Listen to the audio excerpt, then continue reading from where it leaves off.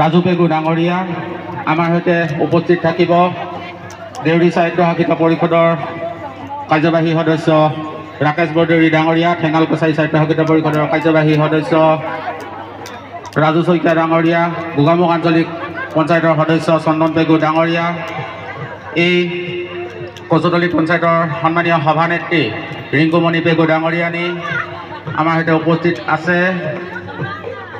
এই পঞ্চায়তৰ আঞ্চলিক সদস্য গীতা ৰিজাল শৰ্মা বাইদেউ, লগতে ইয়াতে আহি উপস্থিত হোৱা এই কচুতলী পঞ্চায়তৰ বিভিন্ন অঞ্চলৰ সন্মানীয় আই মাতৃসকল, দেউতাসকল, বুথৰ সন্মানীয় সভাপতিসকল, শক্তি কেন্দ্ৰৰ সন্মানীয় আহ্বায়কসকল, ৱাৰ্ডৰ সদস্যসকল, ইয়াতে উপস্থিত হোৱা অঞ্চলৰ জ্যেষ্ঠ কাৰ্যকৰ্তাসকল, শ্ৰদ্ধাৰ ৰাইজ, আমি সকলোকে এই নিৰ্বাচনী প্ৰচাৰ কাৰ্যসূচীত অংশগ্ৰহণ কৰাৰ বাবে ধন্যবাদ জ্ঞাপন কৰিছোঁ। আৰু লগতে আমি সন্মানীয় ডাক্তৰ ৰণোজ পেগু ডাঙৰীয়াক আদৰণি জনাবৰ বাবে ব্যৱস্থাপনা কৰি ৰখা কৃষ্টি দলটিকো আমি সাজু হ'বৰ বাবে মই অনুৰোধ জনাইছোঁ।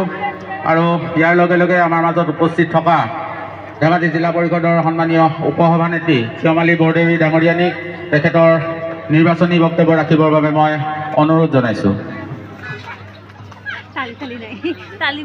উপস্থিত জ্যেষ্ঠ কাৰ্যকৰ্তা অচিনী পাইট ডাঙৰীয়া, ইয়াতে উপস্থিত জিলা পৰিষদৰ প্ৰাক্তন সভাপতি মোহন গগৈ ডাঙৰীয়াদেৱ, উপস্থিত গোগামুখ বিজেপি জিলা বিজেপি সম্পাদক প্ৰাচুৰ্য ডাঙৰীয়াদেৱ, উপস্থিত এই পঞ্চায়তৰ সভানেত্ৰী ডাঙৰীয়ানী, AP সদস্য গীতা ৰিজাল ডাঙৰীয়ানী, উপস্থিত পঞ্চায়ত ৱাৰ্ড সদস্যসকল, দলীয় কাৰ্যকৰ্তাসকল, সন্মুখত আমাৰ লগত আমাৰো শুভাকাংক্ষী আই মাতৃসকল, পিতৃতুল্য দেউতাসকল, যুৱ নেতাসকল, যুৱতীসকল, যে আপোনালোকে সকলোৱে জ্ঞাত আমি আজিৰ তাৰিখত ধেমাজি সমষ্টিত ডক্টৰ ৰণোজ পেগু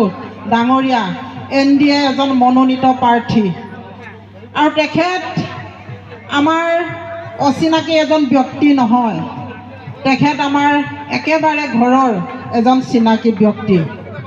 তেখেত আমাৰ ঘৰৰ এজন চিনাকি ব্যক্তি বুলি আমি ক'লেই নহ'ব, তেখেতক আজিৰ তাৰিখত সমগ্ৰ অসমৰ প্ৰত্যেকজন ব্যক্তিয়ে তেখেতক চিনি পায়। ধেমাজি সমষ্টিত আমি তেনেকুৱা এজন ব্যক্তিক বিধায়ক হিচাপে পাই আমি গৌৰৱান্বিত কৰোঁ যে ৰণোজ পেগু ডাঙৰীয়া আকৌ শিক্ষামন্ত্ৰী পাবলৈ গৈ আছে। যিহেতু অসমত আমি চৰকাৰ আকৌ গঠন হ'বই, সেই 100% চিয়'ৰ, হয় নহয় বাইদেউসকল? গতিকে আমি আৰু পিছ হুকিবলৈ আমাৰ সময় নাই। আমি ইমান দিন কষ্ট কৰিয়ে আছোঁ আৰু কৰিয়ে থাকিম অহা 9 তাৰিখলৈকে। আজি এই সভাত যিমানকেইজনী বাইদেউ বহি আছে ইমান ভাল লাগিছে, কিয়নো সঁচাকৈ যদি আমাৰ ইয়াত 500গৰাকী বাইদেউ বহি আছে, জেণ্টছ চাগে 100জনমান আছে নেকি, বেয়া নাপাব আমাৰ জেণ্টছসকলে। যিহেতু আমি মহিলাক ইমান অগ্ৰাধিকাৰ দিছে, ইমানেই সন্মান কৰিছে বিজেপি চৰকাৰৰ নীতি আদৰ্শত, যে আমি মহিলাবোৰ আগতে অকল ঘৰতে ৰান্ধি বাঢ়ি খুওৱাৰ বাদে আমি আৰু ওলাই যাব জনা নাছিলোঁ। আৰু ৰাজনীতি কি বস্তু, আমি কেনেকৈ স্বাৱলম্বী হ'ব লাগে, ল'ৰা ছোৱালীক কেনেকৈ শিক্ষা দিব লাগে, এই কথাবিলাক আমি ভাবিব পৰা নাছিলোঁ। কিন্তু এতিয়া চাওক, এতিয়া আজি এই বিজেপি গভৰ্ণমেণ্টে কি কৰিছে, সকলো মহিলাকে স্বাৱলম্বী হ'বলৈ শিকাইছে যে ঘৰখন মহিলাৰহে, গতিকে মহিলাই স্বাৱলম্বী হ'ব পাৰিলেহে ঘৰখন চম্ভালিব পাৰিব, এই কথাটোলৈ আগুৱাই দিছে। এতিয়া আপোনালোকক মাহত 1250 টকা অৰুণোদয় দিছে। চাওক, নিমখ, তেল, হালধি, মছলা, চব্জিলৈকে আমি অন্ততঃ কিবা এটা বজাৰ কৰি ঘৰখনক আমি সন্ধিয়া বনাই মেলি চম্ভালিবলৈ আমি এটা সুবিধা পাইছোঁ। আকৌ যদি আজি উদ্যমিতা আঁচনি 10,000 টকাকৈ দিছে, আপোনালোকে নাভাবিব যে গছ পুলিডাল আমি এনেই ৰুইছোঁ, গছ পুলিডাল ৰোৱাৰ বিনিময়তহে আমাক 10,000 টকাটো দিছে। এফালে আপোনালোকক 10,000 টকাটো দি আপোনালোকক স্বাৱলম্বী হ'বলৈ এটা সুবিধা দিছে, আনফালে গছ পুলিজোপা ৰুই আমি আকৌ আমাৰ এই পৰিৱেশটো নিয়ন্ত্ৰণ কৰিবলৈ এটা সুবিধা কৰাই দিছে। হয় নহয় বাইদেউসকল? আমাৰ বাইদেউসকলে কিছুমানে কয়, দুই এগৰাকী বাইদেৱে গছ পুলিজোপা ৰুব দিছে আৰু ৰুইছোঁ আৰু মৰিলেও মৰক বোলে জীয়ালেও জীয়ক, কিন্তু সেইটো হ'বলৈ নিদিব। আজি আপোনালোকে দেখিছে নহয়, কোনদিনা কোনটো বছৰত বাৰু এনেকৈ 6 মাহ দিন আমাৰ ধেমাজি অঞ্চলত বৰষুণ নিদিয়াকৈ আছিলে? কোনটো বছৰত 6 মাহ দিন বৰষুণ নিদিয়াকৈ আছিলে? সদায় আমাৰ ধেমাজি অঞ্চলত বানপানী বিধ্বস্ত আৰু খৰালিটো এই জেগাত বৰষুণ দিয়ে। কিন্তু এই বছৰ কি হৈছে চাওক, যোৱা পূজা সেই আহিন কাতি মাহৰ পৰা এতিয়ালৈকে বৰষুণ একেবাৰে নাছিলে। তাৰ কাৰণ কি? আমাৰ ইয়াত গছ গছনি কাটি আমি পৰিৱেশ নষ্ট কৰি পেলাইছোঁ। যেতিয়া গছ গছনি নাথাকে পৰিৱেশ বেয়া হ'ব, বায়ু বিশুদ্ধ হ'ব নোৱাৰিব, আমি তেতিয়া জীয়াই থাকিবলৈ অসুবিধা হ'ব। সেইকাৰণে এফালে আপোনালোকক গছ পুলি ৰুই প্ৰাকৃতিক আমাৰ যি সৌন্দৰ্য, যি আমাৰ বায়ু প্ৰদূষণ তাৰ পৰা নিয়ন্ত্ৰণ কৰিবলৈ দিছে, লগতে আপোনাক 10,000টো দি স্বাৱলম্বী হ'বলৈ শিকাইছে। গতিকে চাওক, কিমান ভাবিব নোৱাৰা এটা কথা আমাক ভাবিবলৈ সোঁৱৰাই দিছে। গতিকে আপোনালোকক মই অনুৰোধ কৰিছোঁ যে আপোনালোকৰ আগত আমি আজি আমাৰ বিজেপি গভৰ্ণমেণ্টে কি আঁচনি দিছে নিদিছে, আমি যদি ৰাতিপুৱাৰ পৰা থিয় হৈ এনেকৈ ভাষণ দি থাকোঁ, আঁচনিৰ কথা কৈ আমি শেষ কৰিব নোৱাৰোঁ। আপোনাৰ ঘৰত যদি কোনোবা বৃদ্ধা আই মাতৃসকল আছে, দেউতাসকল আছে, তেখেতসকলে নিশ্চয় বৃদ্ধ পেঞ্চন পাই আছে। যদি কোনোবা ঘৰত বিধৱা বাইদেউ এগৰাকী আছে, তেওঁ বিধৱা পেঞ্চন পাই আছিলে। যদি কোনোবা বোৱাৰী এগৰাকী আছে, ৰেচন কাৰ্ডটো লৈ তেওঁ অৰুণোদয় আঁচনিটো পাই আছে। যদি ল'ৰা ছোৱালীয়ে স্কুলত গৈ আছে, তেওঁ বিনা পইচাত, বিনা খৰচত তেওঁ কিতাপ পত্ৰ কিনি পাই আছে, লগতে ড্ৰেছ পাতিখিনি পাই আছে। লগতে দুপৰীয়াৰ আহাৰটোৰ কাৰণে আমি মাকসকলে যোগাৰ কৰিবলৈ প্ৰয়োজন নাই, মধ্যাহ্ন ভোজন স্কুলতে দিয়া হৈছে। গতিকে চাওক, আপোনাৰ ঘৰত যদি প্ৰত্যেকজন ব্যক্তিকে এই গভৰ্ণমেণ্টটোৱে আপোনালোকক জীয়াই থকাৰ এটা প্ৰেৰণা দিছে, জীয়াই থাকিবলৈ এটা সহায় কৰিছে, গতিকে তেনেকুৱা গভৰ্ণমেণ্টক আমি সঁহাৰি নজনাই আমি জানো বেলেগ দলত আমি বেলেগ কোনোবা চৰকাৰক আমি সহায় কৰিব পাৰিম জানো? নিশ্চয় নোৱাৰে। সেইটো কাৰণে আজি চাওক, আমি বিজেপি দল হিচাপে বিধায়ক মহোদয়ৰ লগত যিমানখিনি সভাই সমিতি আমি উপস্থিত আছোঁ, প্ৰত্যেকটো সভাতে আমাৰ প্ৰায় 1500, 2000, 2500লৈকে বা 3000লৈকে আমাৰ মানুহ জমা হয়।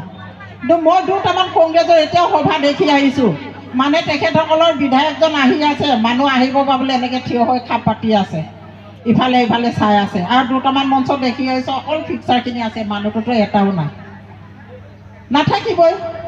তেখেতসকলে কি ক'ব আমাৰ ৰাইজৰ লগত, এই মহিলাসকলৰ লগত, আমাৰ বৃদ্ধাসকলৰ লগত, আমাৰ যুৱ যুৱতীসকলৰ লগত তেখেতসকলে কি কৰিব পাৰিব?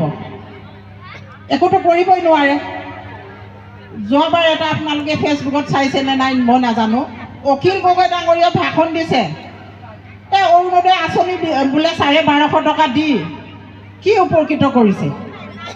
তেখেতে তেনেকৈ কৈছে। আকৌ তেখেতে নিজে কয়, মই যদি CM হ'ব পাওঁ নেক্সট বাৰ মই বোলে 3000 দিম। তেতিয়া চাওক, এই মানুহজনেতো মিছলীয়া বুলি আমি লগতে দেখি পাইছোঁ, হয়নে নহয়? ইমান মিছা কথা ক'ব নালাগে নহয়। আমিতোতো যি কৰিছোঁ, যি দেখুৱাইছোঁ আপোনালোকে নিজেই দেখি আছে। মই আজি যদি ভাষণত ক'ব লগা হয়, মই নক'লেও আপোনালোকে মোতকৈ বেছি দেখি আছে।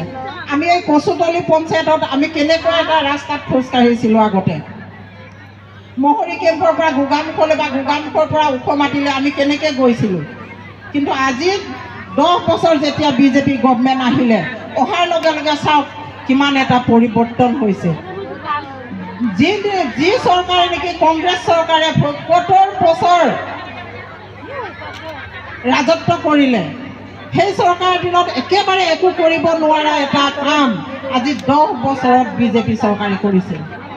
কিমান ৰাস্তা ঘাট বনাই দিছে, দলং বনাই দিছে, মানুহৰ চিন্তাধাৰাবোৰ সলনি হৈ গৈ আছে, যে আমি কি হ'ব লাগিছিল সেইটো দিনত, এই কথাবোৰ আমি পাহৰি আজিৰ তাৰিখত আমি কি হ'ব লাগে এই চিন্তাবোৰ আমি কৰিব পাৰিছোঁ।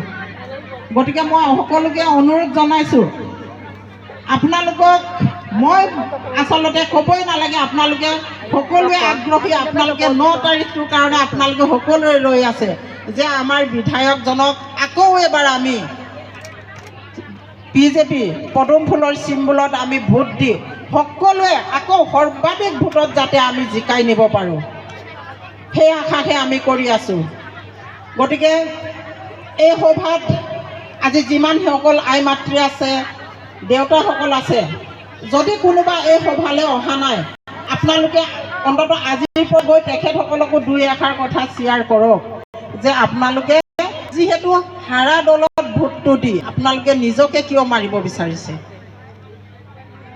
যিহেতু আমাৰ ইয়াত জিকিবই ৰণোজ পেগু ডাঙৰীয়া 100% জিকাটোতো খাটাং, আমি ভাবিছোঁ 90% ভোটত যাতে জিকি যাওক।